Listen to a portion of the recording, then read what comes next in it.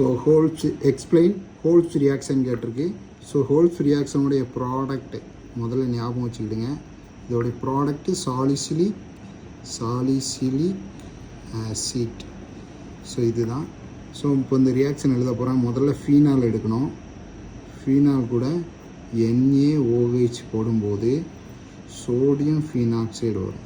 Sodium phenoxide. இப்போ இந்த sodium phenoxide கூட CO2 carbon di oxide 400 kelvin. Degree Celsius வேணும்னா -273 நீங்கள் கழிச்சிட்டிங்கன்னா டிகிரி செல்சியஸில் வரும். 4 to 7 பார் ப்ரெஷரில் வச்சு ஹீட் பண்ணும்போது நல்லா கவனிச்சுக்கிடுங்க. முதல்ல ஃபீனால் எடுத்து சோடியம் ஹைட்ராக்சைடு போடுறீங்க.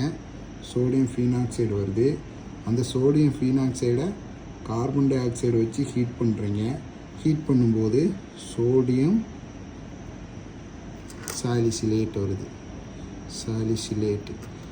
நெக்ஸ்ட்டு இது கூட டைலூட் HCl இப்படி தான் போடுவாங்க. டைலூட் ஆசிட்டை இப்படி தான் போடுவாங்க. இல்லை ஆசிட் ஹைட்ராலிசிஸ்ன்னு கூட வச்சுக்கலாம். ஸோ ஆசிட் போடும்போது சாலிசிலிக் ஆசிட் கிடைக்கும். ஸோ இவ்வளோ தான். இதுதான் ஹோல்ஸ் ரியாக்ஷன்.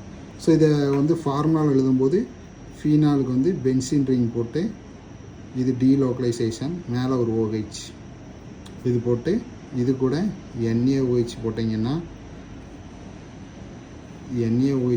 இந்த இதில் OHயில் H ப்ளஸ்ஸு Na ப்ளஸ்ஸு, இது Na ப்ளஸ்ஸு OH மைனஸ். இப்போ இந்த Na ப்ளஸ்ஸு இதுக்கு பதிலாக போயிடும். ஸோ ரியாக்ஷனில் O இருக்கும். H ப்ளஸ்ஸுக்கு பதில் Na ப்ளஸ்ஸு. இந்த H2 எழுதுன்னு அவசியம் இல்லை, ஞாபகம் வச்சுக்கிடுங்க. ஸோ இது சோடியம் ஃபீனாக்சைடு. ஸோ இது ஃபீனால், சோடியம் ஃபீனாக்சைடு, தென் இதை தான் நம்ம என்ன செய்ய போகிறோம், ஹீட் பண்ண போகிறோம். இது கூட carbon dioxide with 400 kelvin டெம்பரேச்சரில். ப்ரெஷர் வந்து 4 to 7 பார் இருக்கணும். இந்த பார் அப்படிங்கிறது யூனிட், சரிங்களா? So sodium salicylate.